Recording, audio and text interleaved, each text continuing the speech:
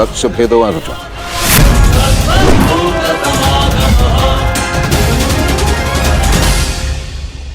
मैं नहीं चाहती कि मेरा कोई भी पुत्र एक दूसरे का वध करे।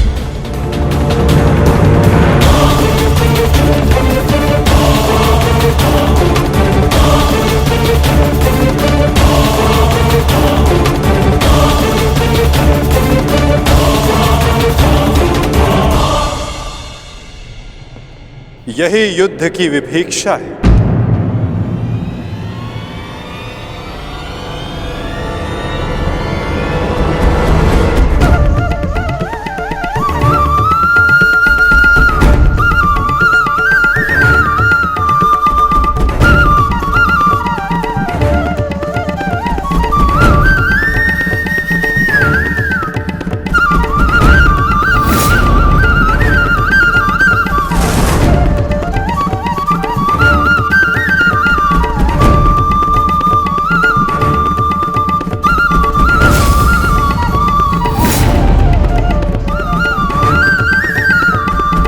चाहे जो भी पक्ष जीते, परंतु हानि दोनों ही पक्षों को होती है।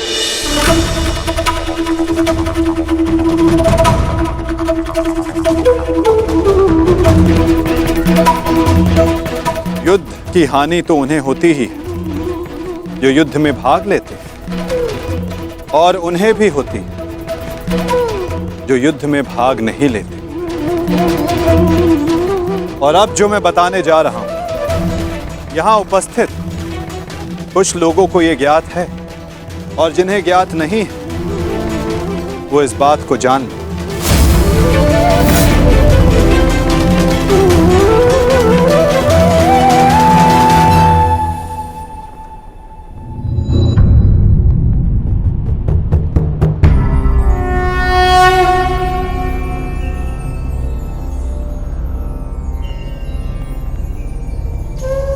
इस युद्ध के लिए ये कुरुक्षेत्र की भूमि उचित क्यों है? सर्वप्रथम ये धरती कुरुवंश के अधिकार में आती, इसलिए इस धरती पर कौरव और पांडव इन दोनों का समान अधिकार है।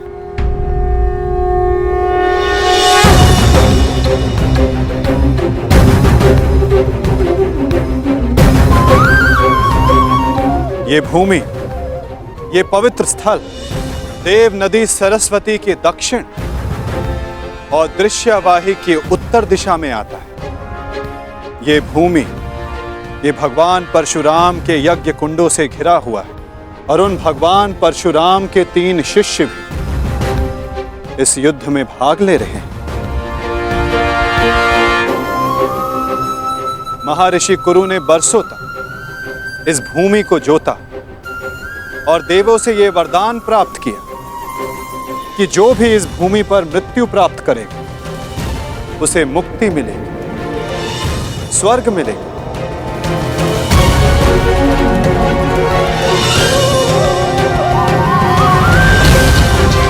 और जिसे विजय प्राप्त होगा उसे न्याय मिलेगा। ये भूमि न्यायदात्री, पाप नाशिनी है, और ये युद्ध भी न्याय के विजय के, पापों के नाश के लिए हो रहा है। मुझे विश्वास है कि युद्ध का परिणाम चाहे जिस पक्ष में क्यों ना हो,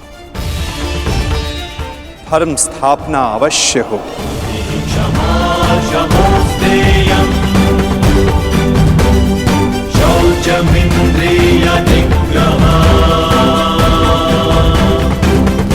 आज से 1 सप्ताह के बाद युद्ध की तिथि निर्धारित हुई। दोनों ही पक्षों के पास युद्ध की तैयारियां करने के लिए 1 सप्ताह का समय है।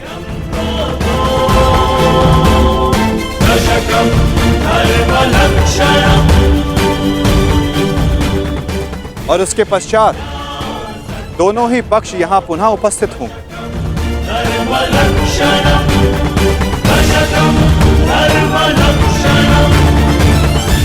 युद्ध के नियम निर्धारित करेंगे, फिर आरंभ होगा। महाभारत का।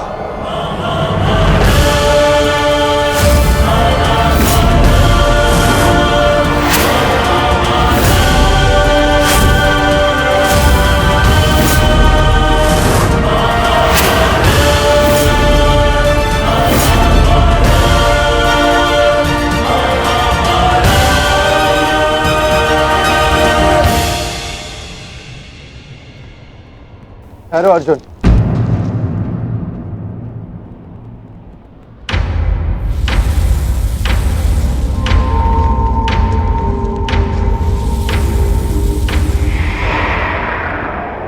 युद्ध से पहले भी आप हमारे श्रद्धेय थे, युद्ध में भी होंगे और युद्ध के पश्चात भी।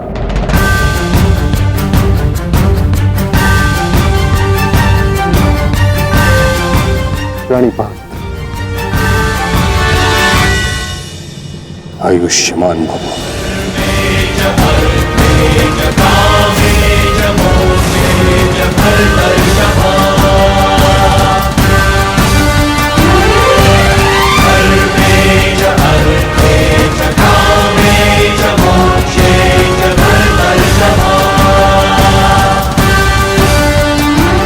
यशस्वी भव।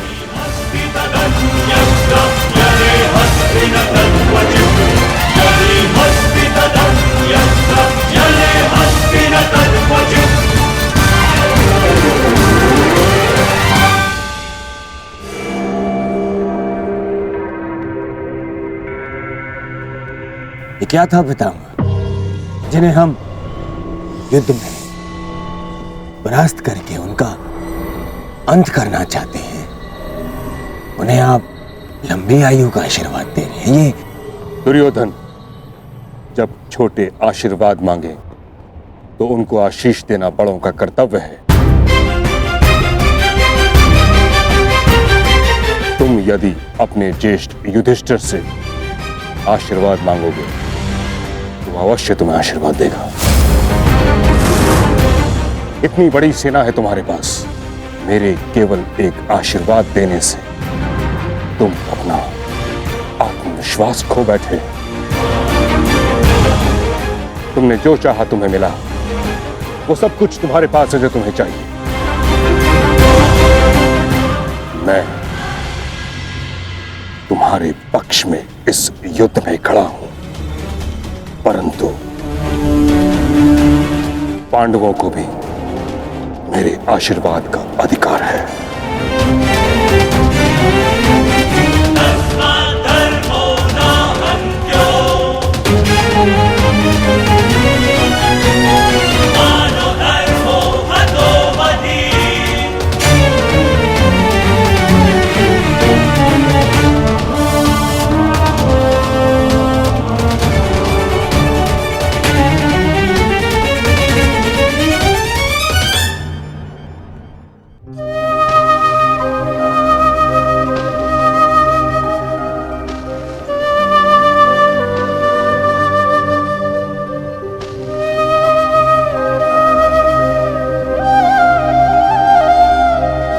माते, प्रकट होइए माते। आपका गंगा पुत्र भीष्म आपके समक्ष उपस्थित है।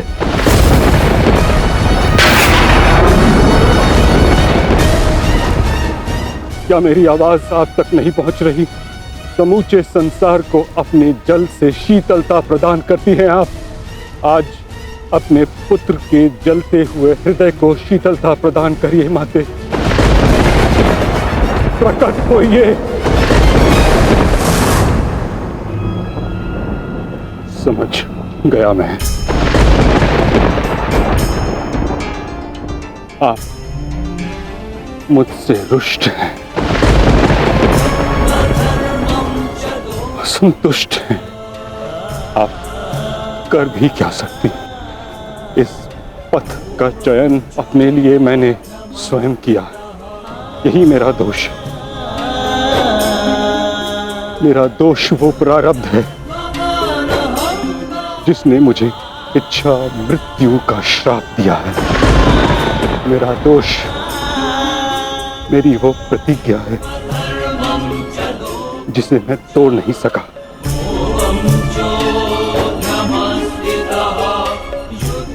बात आज आपका ये पुत्र आपके आशीर्वाद के बिना ही युद्ध में भाग लेने जा रहा है।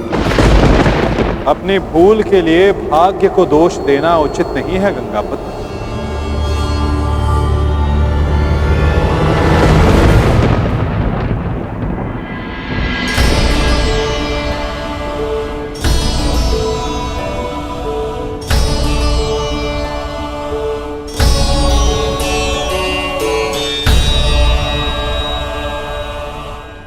एक योद्धा को इस अवस्था में देखना भी तो उचित नहीं वासुदेव। मेरे समक्ष केवल एक योद्धा ही कहां खड़ा है? मैं तो उस पुत्र को, उस पितामह को देख रहा हूं जिसकी दृष्टि में अपराध बोध है और मन में पश्चाताप की अग्नि। सत्य कहा आपने। आप एक योद्धा को नहीं, एक अभागे को देख रहे हैं। मुझसे बड़ा अभागा इस संसार में कौन होगा? एक ऐसे युद्ध में भाग लेने जा रहा हूं जहां मेरे ही वंश के लोग एक दूसरे के रक्त के प्यासे हैं। भाइयों में प्रेम की जगह प्रतिशोध है, अहंकार है। बाण किसी ओर से भी चले, छाती मेरी ही छलनी होगी।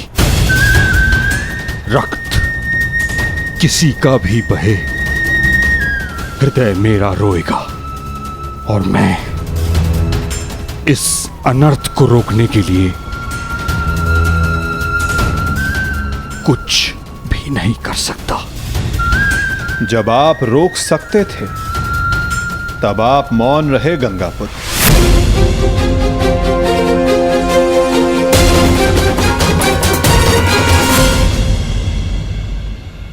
इस युद्ध को संभव बनाने में आपका भी योगदान है गंगापुत्र।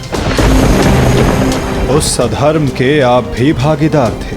भागीदार नहीं वासुदेव, विवश था मैं। अपने वचन से, अपनी प्रतिज्ञा से बंधा हुआ था। आपकी प्रतिज्ञा हस्तिनापुर के सिंहासन की रक्षा करना थी और हस्तिनापुर एक वस्तु, एक राज्य नहीं, एक सोच थी जो भारत में धर्म का उदय कर रही थी। वचन या प्रतिज्ञा कभी उस कारण से अधिक बड़ी नहीं होती जिसके लिए प्रतिज्ञा ली गई है।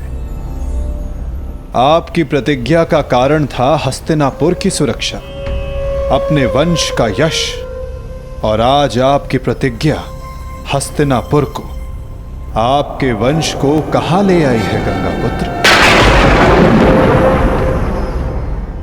आपने हस्तिनापुर को ऐसा राजा दिया जो अपनी ही प्रजा के अश्रु नहीं देख सकता, ऐसा युवराज दिया जो अपनी ही भ्राताओं की संपत्ति से द्वेष रखता है। आपके इस वचन ने एक स्त्री का भरी सभा में सबके समक्ष मान मर्दन होने दिया।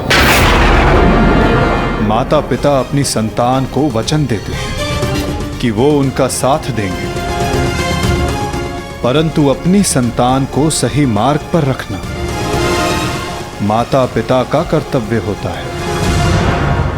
यदि उचित समय पर आपका धनुष उठा होता, आपने अपना स्वर उठाया होता, तो आज संपूर्ण भारत महाभारत की चौखट पर ना खड़ा होता गंगापुत्र।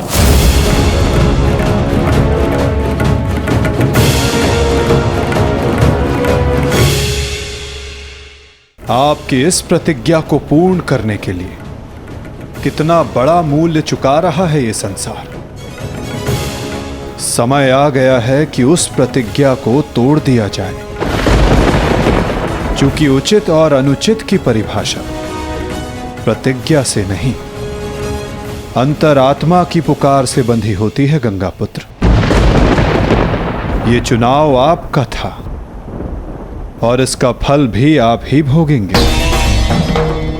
अपने चुनाव के लिए आप स्वयं उत्तरदायी हैं गंगा पुत्र, ना कि आपकी प्रतिज्ञा और ना ही आपका प्रारब्ध।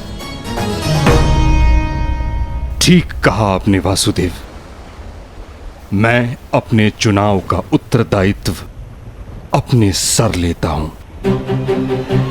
मेरा चुनाव है कि मैं अपना वचन तोड़ नहीं सकता। निराशा हुई मुझे ये जानकर।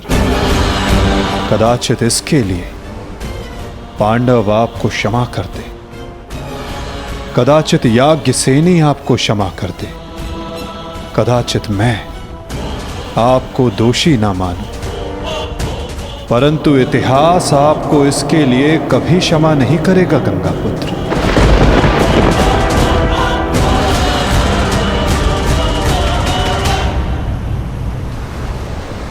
रुकिए वासुदेव, मैं नहीं चाहता कि मुझे क्षमा मिले।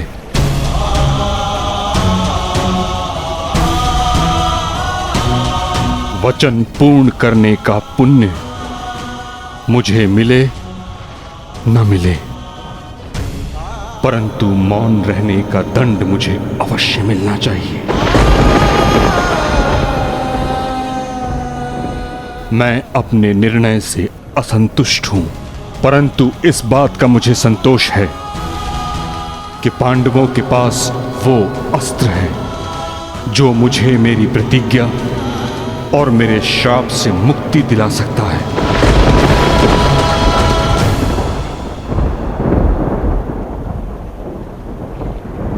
आप भली भांति जानते हैं कि मैं किसके विषय में बात कर रहा हूं,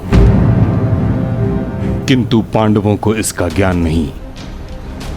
उनका मार्गदर्शन आपको करना होगा वासुदेव। भीष्म नामक समस्या का समाधान आप उनको सुझाएंगे। समाधान अपने गंतव्य तक पहुंचने को है गंगा पुत्र।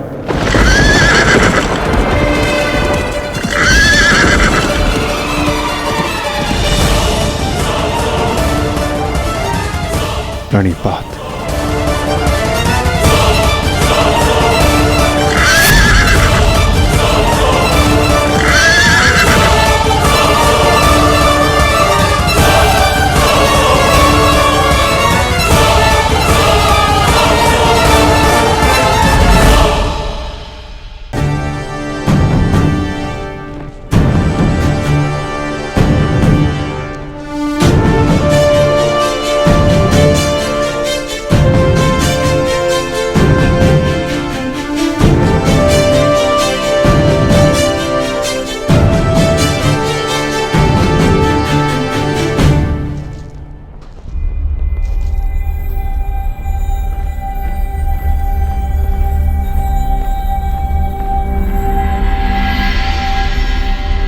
पिताश्री,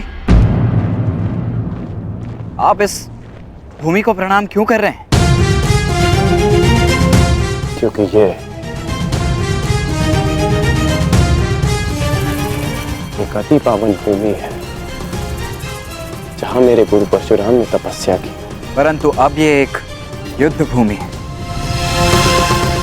अब यहां तपस्या नहीं, शत्रुओं का संहार होगा।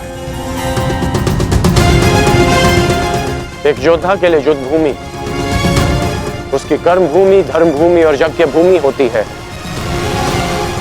मंदिर के समान पवित्र होती है।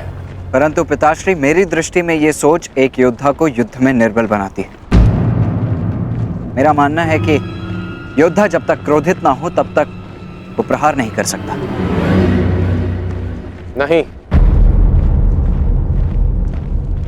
क्रोध में किया गया प्रहार शत्रु से अधिक स्वयं को हानि पहुंचाता है।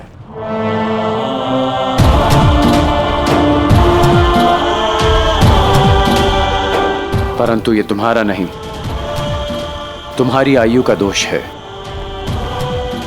जब मैं भी तुम्हारी आयु का था तो ऐसा ही सोचता था, मेरे भीतर भी यही आक्रोश, यही क्रोध था। परंतु मेरे गुरु परशुराम ने मुझे सिखाया है कि कैसे अपने क्रोध को अपना शस्त्र बना, अपनी दुर्बलता नहीं, कि कैसे शांत मन से उस क्रोध को प्रहार में परिवर्तित करना चाहिए। पुत्र, जब भी शत्रु सामने हो तो दृष्टि में अवश्य क्रोध रखो, परंतु मन शांत रहना चाहिए। परंतु पिताश्री आज जो मैंने देखा वो तो कुछ और ही था। जब आप पांडवों के समक्ष थे, आपके दृष्टि में क्रोध नहीं था। कोई योद्धा कैसे अपने शत्रुओं को कोमल भाव से देख सकता है?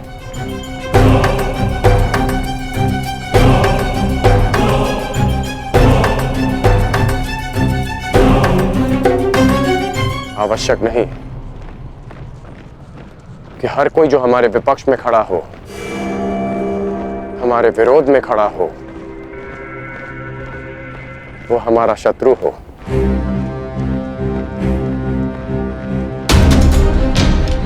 शत्रु हमारे भीतर होता है, जो बीते कर्मों का फल बनकर हमें सर्प की भांति डसता है। इसमें कोई संदेह नहीं कि भीम सबसे बली है, प्रबल योद्धा है। परंतु यह भी निश्चित है कि कुमार धृष्टद्युम्न रणनीति में सबसे कुशल और प्रहार में सबसे गतिमान है। परंतु एक सेना के दो सेनापति कैसे हो सकते हैं धर्मराज? अब आप ही बताइए कि किसे सेनापति चुना जाए।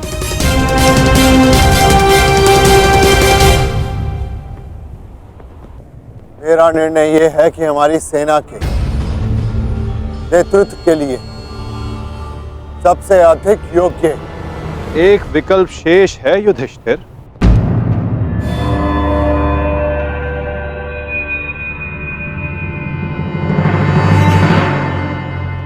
कौन वासुदेव? सेनापति पद के लिए भीम से अधिक कुशल और कौन हो सकता है? भीम की कुशलता पर मुझे कोई संदेह नहीं, परंतु हमें एक ऐसा सेनापति चाहिए जो युद्ध में गंगा पुत्र के समक्ष खड़ा हो सके।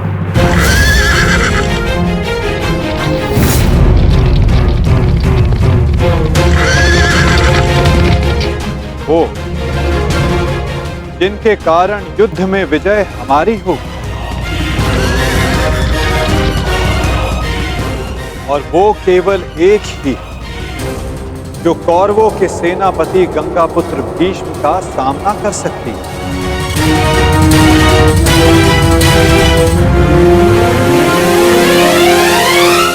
शिखंड।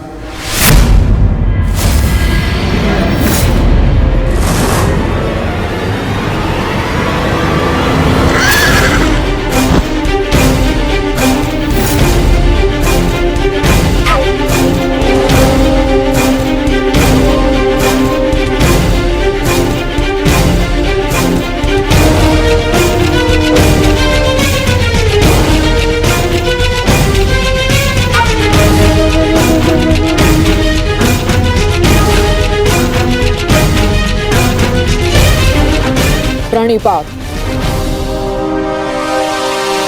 ये युद्ध केवल आपका नहीं, मेरा भी है। हर उसका है जिसको कौरवों के अन्याय से कष्ट हुआ है। और मैं वचन देती हूं, कौरवों को परास्त करने के लिए मैं पूरा प्रयास करूंगी। हर हर महादेव! हर हर महादेव! हर हर महादेव! हर हर महादेव! हर हर महादेव!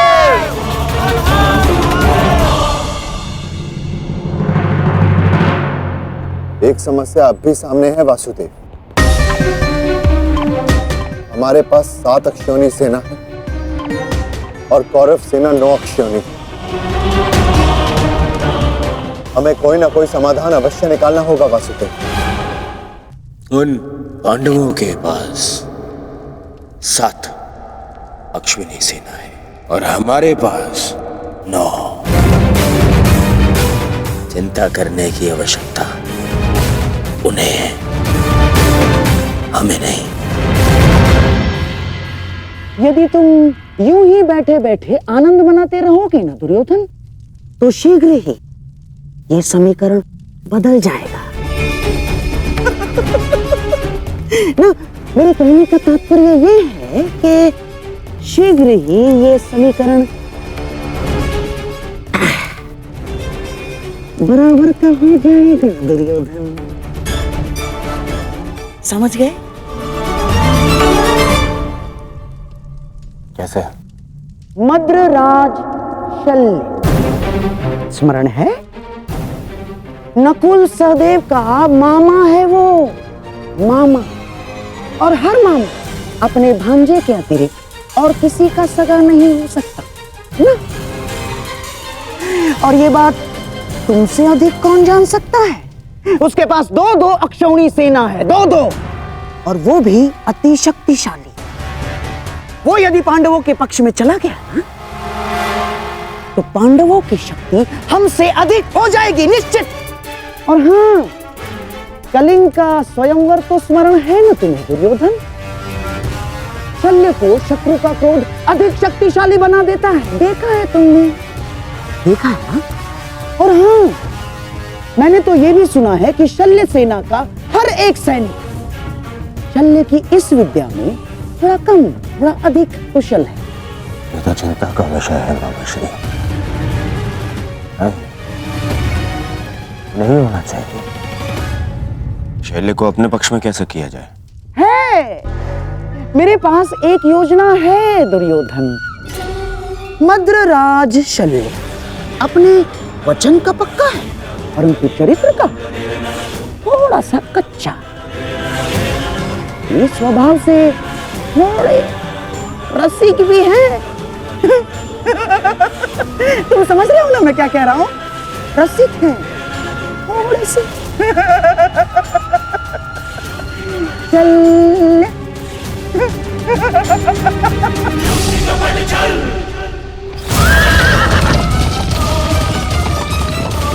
शीघ्रता करो सारथी, पांडु के शिविर तक पहुंचने में और कितना समय लगेगा? हम शीघ्र ही वहां होंगे महाराज।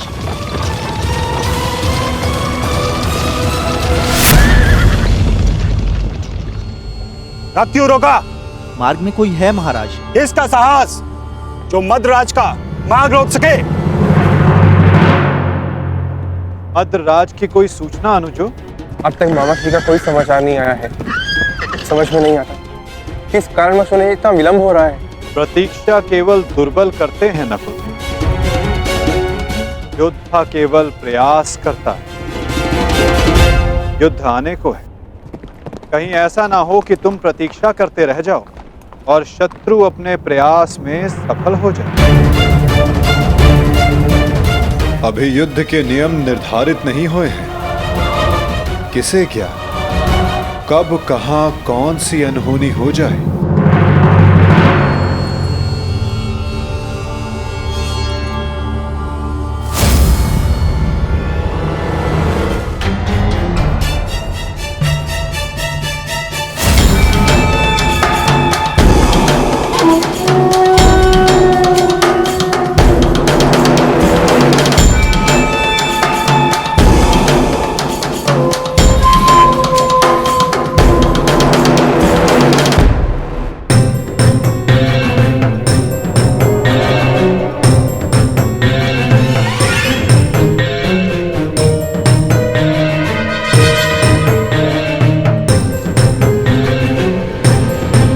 प्रणिपात्र मद्रराज। कौन है आप? आपकी सेविकाएं। आपकी यात्रा बहुत लंबी है, आपकी सेवा के लिए आए हैं, आपको आपके गंतव्य स्थान तक पहुंचाने। किसने आपको भेजा है? वासुदेव। वासुदेव? वासुदेव को हमारा धन्यवाद कहिएगा, परंतु मुझे आज विलंब हो रहा है। प्रणाम। मद्रराज, क्या आप हम दोनों को दंडवीर बनाना चाहते हैं?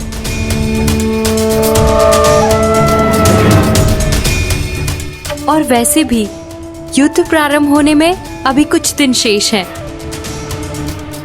मद्रराज, कहीं आप ये तो नहीं मानते कि हम इतने सुंदर नहीं हैं कि आप हमें आपकी सेवा का अवसर प्रदान कर सके? मद्रराज, युद्ध में जाने से पहले आपकी थकान का शांत होना बहुत आवश्यक है। तो क्या आप हमें ये अवसर प्रदान नहीं करेंगे?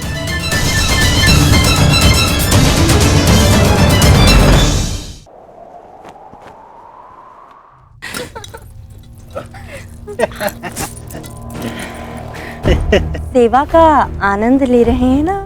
अवश्य। मुझे आशा नहीं थी कि वासुदेव भी इतने रसिक स्वभाव के हैं। महाराज, आपका ये पात्र मदिरा से रिक्त क्यों है?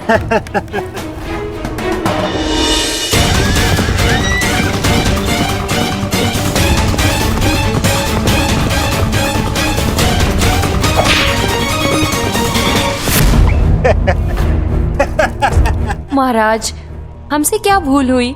अभी तो आप युद्ध का आनंद उठाते रहे, लेकिन हमें भी तो आप अपनी सेवा का आनंद लेने दीजिए।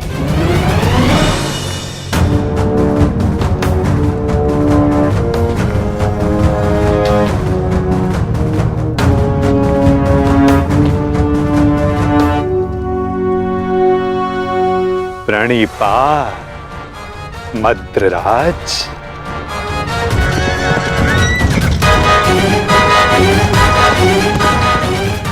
आशा करता हूं कि इस वासुदेव से अतिथि सत्कार में कोई त्रुटि ना रह गई हो। नहीं नहीं वासुदेव, ये तो मेरे जीवन का सबसे उत्तम सत्कार था। मैं अति प्रसन्न हूँ कि ये युद्ध मैं आपकी तरफ से लड़ रहा हूँ, और युद्ध के पश्चात मैं एक बार फिर से ये सत्कार लेना चाहूंगा।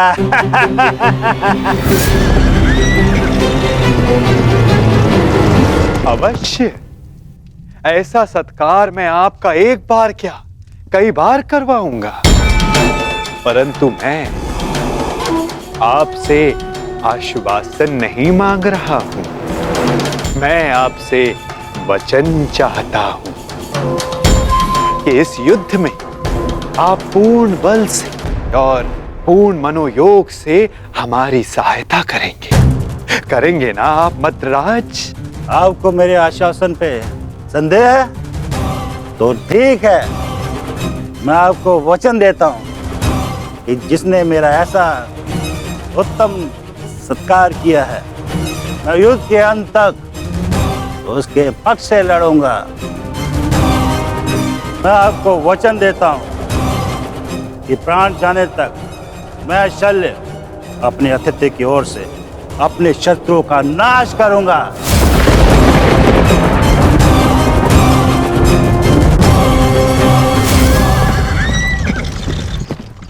उत्तम, अति उत्तम। धन्यवाद मद्रराज, धन्यवाद।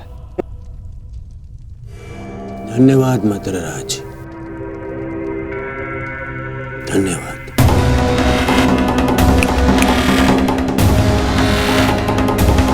मैं दुर्योधन कौरवों की सेना में आपका स्वागत करता हूँ। तुमने सत्कार किया था मेरा, मुझे भ्रम में रख के मुझसे वचन लिया। छल किया है तुमने मेरे साथ, छल किया है वासुदेव ने पांडवों के साथ, छल। ये वो छलिया वासुदेव नहीं, ये है मेरा मित्र पुंडरीक वासुदेव।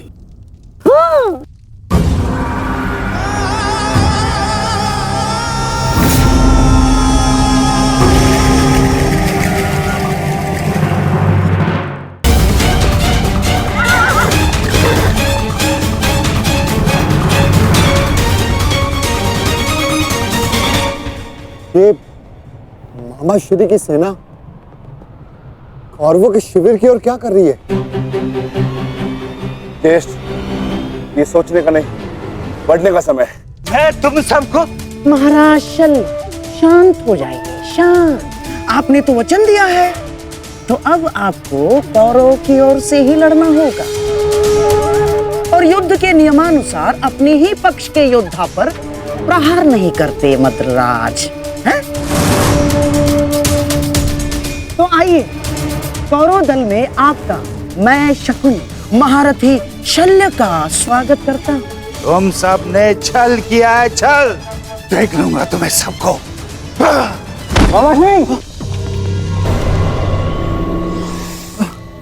ये सब क्या हुआ?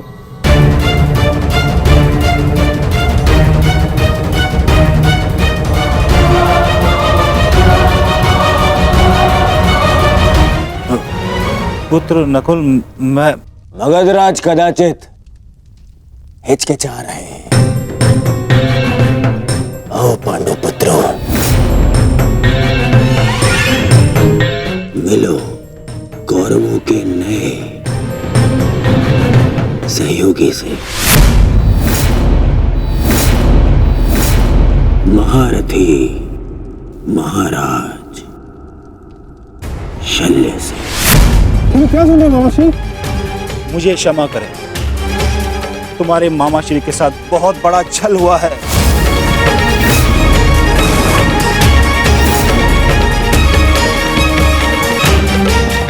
मुझे भ्रम में रखकर वचन लिया गया है मुझसे।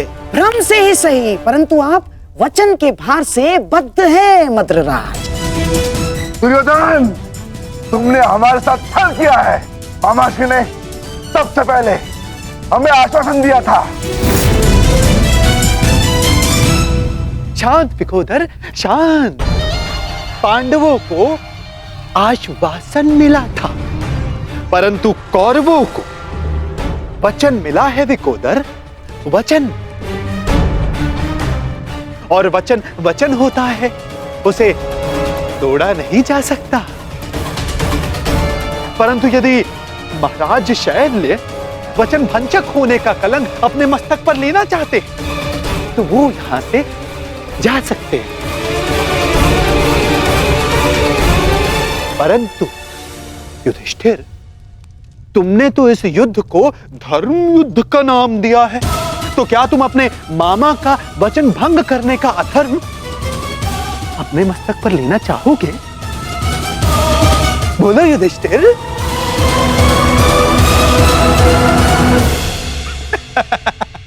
ये सब तुमने किया है पाखंडी।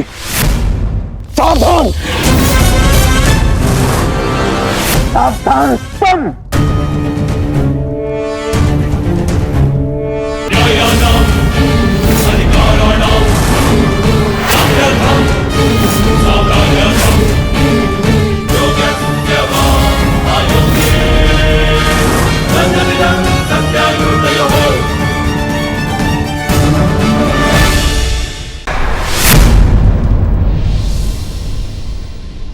रुक जाओ दुर्योधन। नहीं मामाश्री, आज मेरे मध्य मत आइए। बहुत हो गया, बहुत हो गया इन पांडवों का। आज अभी और इसी क्षण इन पांडवों को और इस युद्ध को समाप्त कर दूंगा मैं। और मुझे भी कोई कारण नहीं दिखता कि मैं तुम दोनों को अभी उसी समय समाप्त न कर डालूं। कारण है मेरे पास भीम, है कारण, परंतु वो कारण मैं तुम्हें नहीं बताऊंगा, तुम्हारे ज्येष्ठ भ्राता युधिष्ठिर को बताऊंगा। क्यों धर्मराज, आप तो स्वयं धर्म के प्रतीक हैं। आपसे ऐसे अधर्म की आशा नहीं की थी मैंने। अधर्म आपने किया है मामाश्री। आपने मामाश्री शल्य को अपनी चाल में फंसा। कोई छल नहीं किया, कोई अधर्म नहीं किया है मैंने।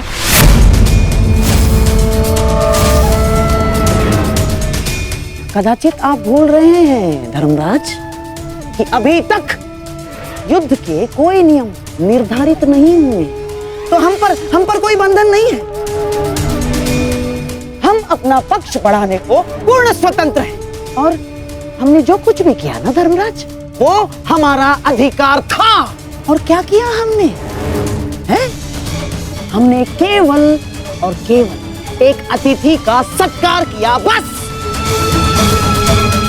मातृदेव भव, पितृदेव भव, आचार्य देव भव, अतिथि देव भव। पढ़ा होगा आपने, हैं? अपने धर्म में। तो बताइए, एक अतिथि का सत्कार करना क्या दंडनीय है? और कोई छल नहीं किया इस पौंड्रक वासुदेव ने। अतिथि ने पौंड्रक वासुदेव को अपना परिचय पूछा तो उन्होंने बता दिया, उसमें क्या भूल की?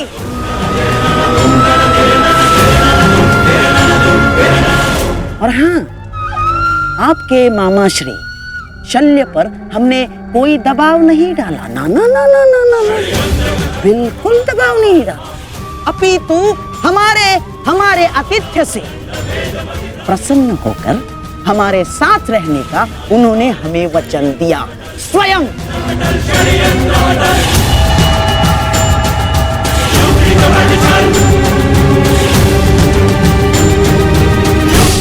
धर्मराज, मुझे खेद है कि आपको मुझे धर्म समझाना पड़ रहा है। आपको क्या आपने धर्म शब्द का उच्चारण किया गांधार राज?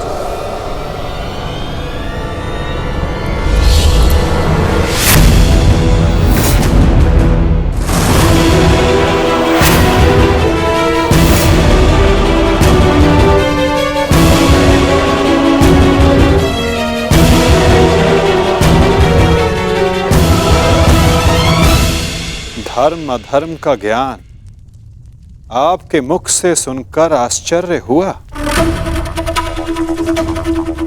उनके मुख से जिन्होंने स्वयं कभी धर्म की सीमा का मान न रखा, न राजभवन में, न उत्तराधिकारी के चुनाव में,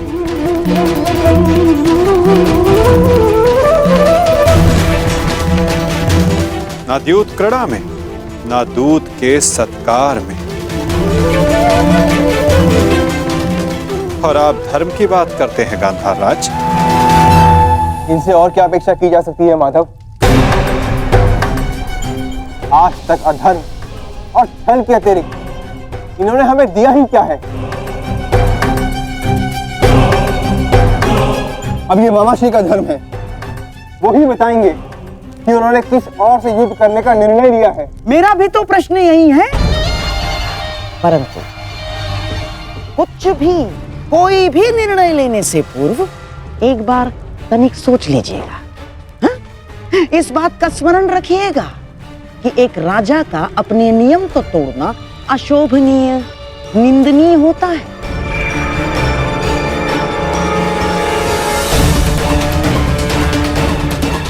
कैसे आपकी प्रजा आपका सम्मान करेगी जो राजा अपने दिए हुए वचन को तोड़ देता है, दिए हुए वचन से पलट जाता है?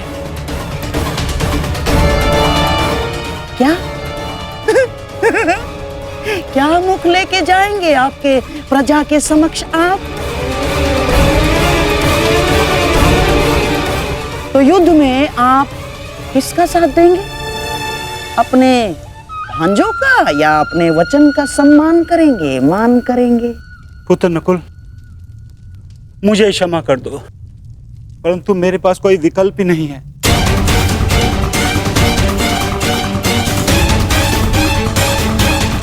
मुझे अपने वचन के मान के लिए इन कौरवों का पक्ष चुनना ही होगा।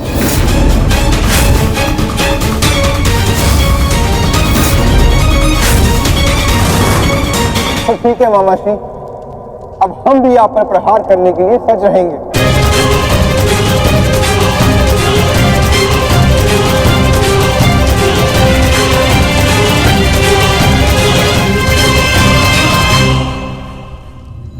आपको इस निर्णय का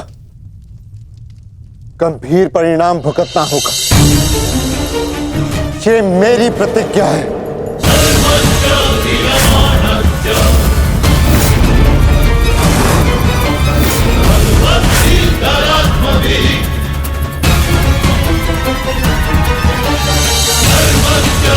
पुत्र,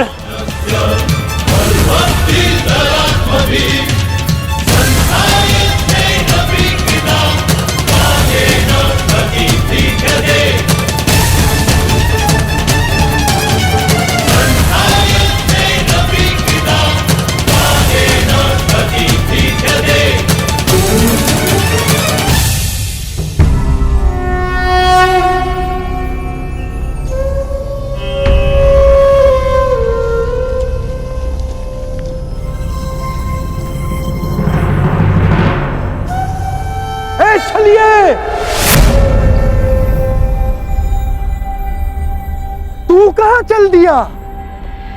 चलिए कृष्ण,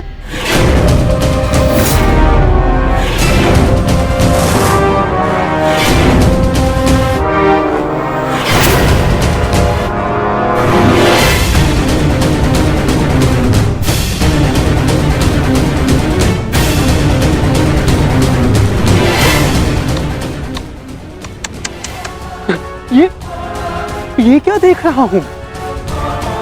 वो कृष्ण जिसके मुख से मुस्कान कभी जाती ही नहीं थी, आज वो इतना गंभीर मुख बनाकर बैठा है, इतना विद्रूप मुख बनाकर बैठा है। तनिक सोचो, युद्ध के पूर्व ही तुम्हारी ये दशा है, तो युद्ध के पश्चात तुम्हारी कैसी दशा होगी? अब मुझे तुम्हें देखकर क्रोध नहीं आता, दया आती है, दया।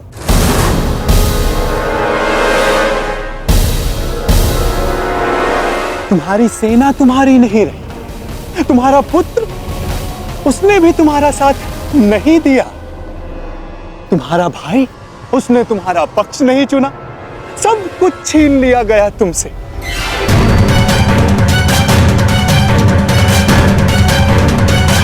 अरे हाँ, मुझे तो अभी स्मरण हुआ, तुम तो बड़ा मायावी बनते हो ना, तो क्यों नहीं रोक लेते ये सब?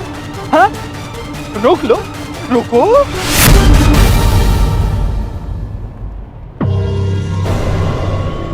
अरे हाँ, विचार करने वाली बात तो ये, जब मैंने तुमसे तुम्हारा सब कुछ छीन लिया, तो तुम उस सुदर्शन चक्र का क्या करोगे?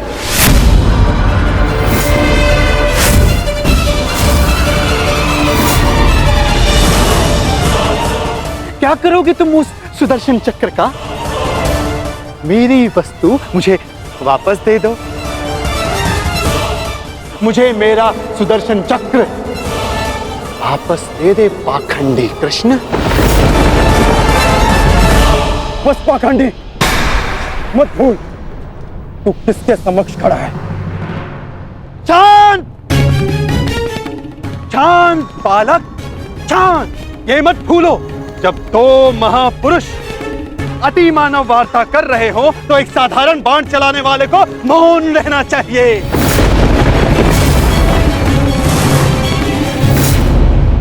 दुष्ट पौंद्रक, मैं आज ये सिद्ध कर देता हूं तू कितना बड़ा अतिमानव है।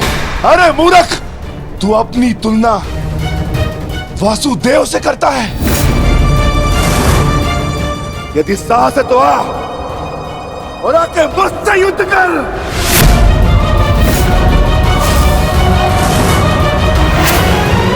मूर्ख तो तुम पांडु पुत्र हो।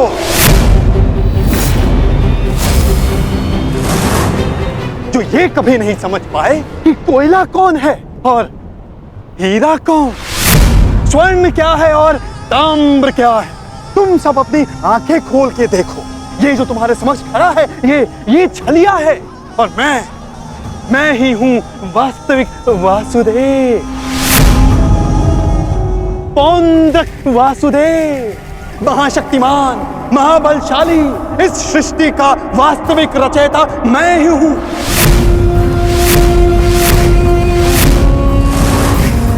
यदि मैं चाहूं तो तुम सबको एक क्षण में तुम सबका अंत कर सकता हूं। इसलिए मुझे मेरा अस्त्र उठाने के लिए पौंद्रक,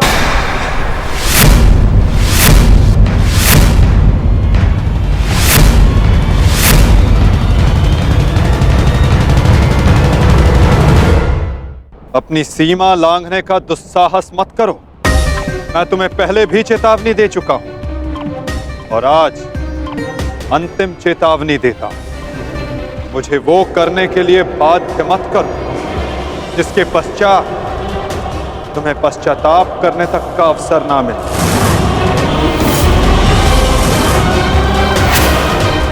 जाओ यहां से पौंद्रक।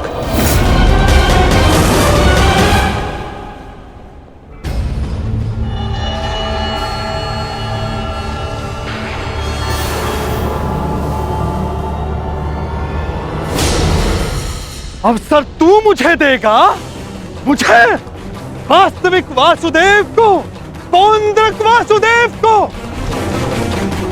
अवसर तो मैं तुझे नहीं दूंगा।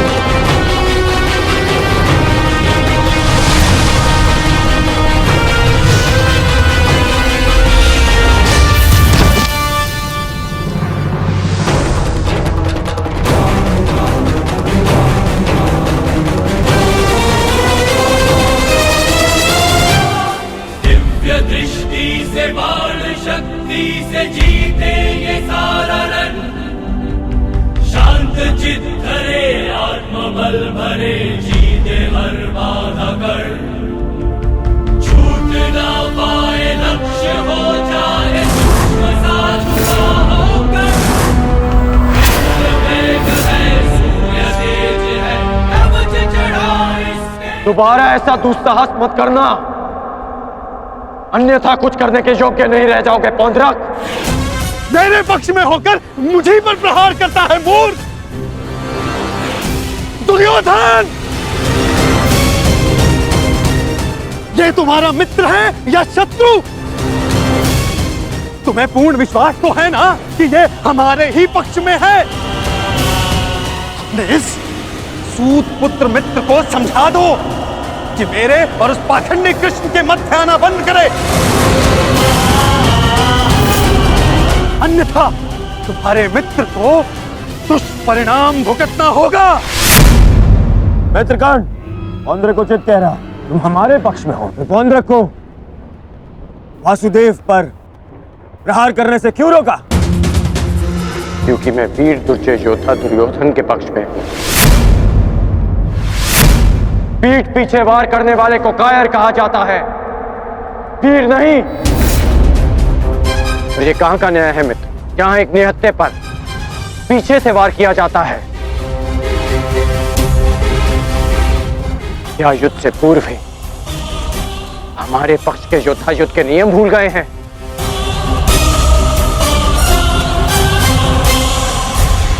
तुमने ऐसा सोचा भी कैसे? तुम इस भांति वासुदेव को वश में कर लोगे? सत्य को पहचानो मित्र, अपने नेत्र खोलो। नेत्र तो तुम्हारे बंद है मित्र। ये छलिया कोई अवतार नहीं है, केवल मायावी है। शांति सभा में जो कुछ भी घटित हुआ केवल इस छलिए की माया थी। माया थी वो।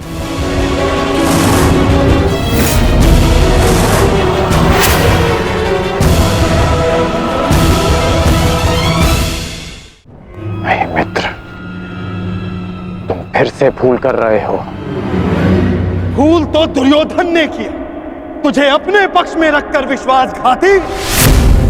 सत्य का ज्ञान तो तुझे नहीं है, तू अपने नेत्र खोल के देख। दुर्योधन, ये विश्वासघाती इन पांडवों के साथ और इस छलिए कृष्ण के साथ जाकर मिल चुका है। इस छलिए कृष्ण की वाणी बोल रहा है, उसके वश में है ये। अपने कर्मों को वश में ना रख पाए, परंतु अपने शब्दों को विराम लगाओ पौंड्रक। विश्वासघाती और छलिए तो तुम हो, जो स्वयं को किसी और के रूप में ढालना चाहता है। तुम एक अस्तित्वहीन घृणित जीव हो, जिसके पास ना कोई सम्मान है और न स्वयं की पहचान। तो अब एक सूत पुत्र मुझे मेरी पहचान और मान का ज्ञान देगा? पहचान तो मैं तुझे गया। तूने पांडवों और इस कृष्ण के साथ मिलकर दोनों तरफ संधि की है।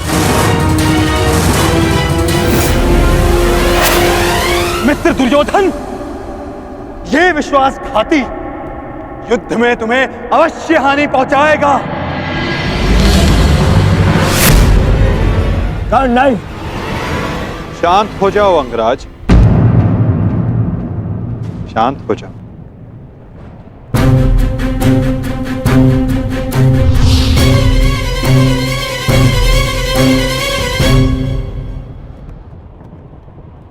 उचित ही तो कहा था पौंड्रक ने।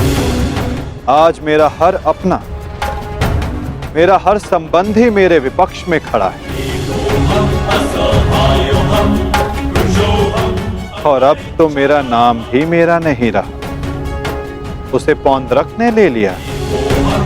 सत्य कहा तुमने पौंड्रक, तुम्हें वो अवश्य मिलना चाहिए जिसके तुम अधिकारी हो।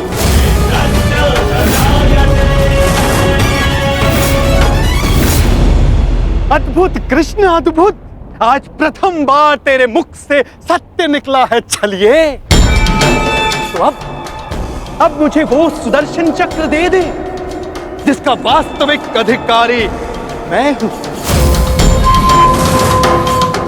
दे मुझे वो सुदर्शन चक्र। ठीक है पौंड्रक, मैं इसी क्षण दोनों पक्षों को साक्षी मानकर तुम्हें वो देता हूं जिस पर तुम अपना अधिकार समझते हो।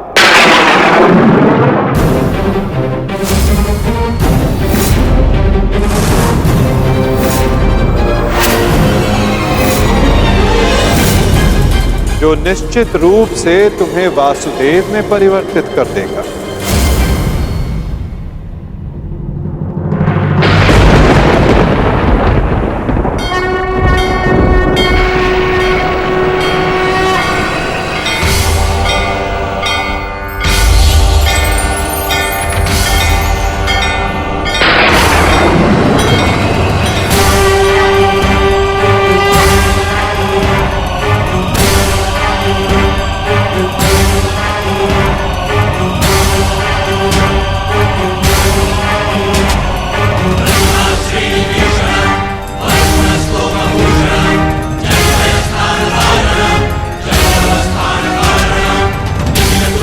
ये लो पौंड्रक, वो अस्त्र जिसका वास्तविक वासुदेव के पास होना अनिवार्य है।